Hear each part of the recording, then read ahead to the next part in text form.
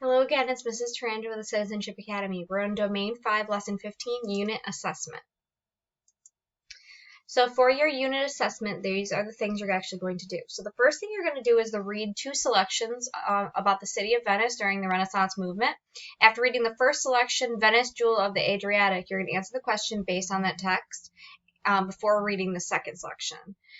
Then you have a writing prompt. Through his letters in Pirckheimer, and you learn about character traits of Durer.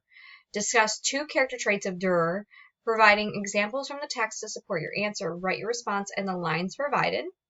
And then you're also going to use the correct preposition from the word box to complete each sentence. Some of the prepositions will be used more than once. Then you're going to write the function, place, time, or partner in the box below the preposition. Remember, partner also means the whom.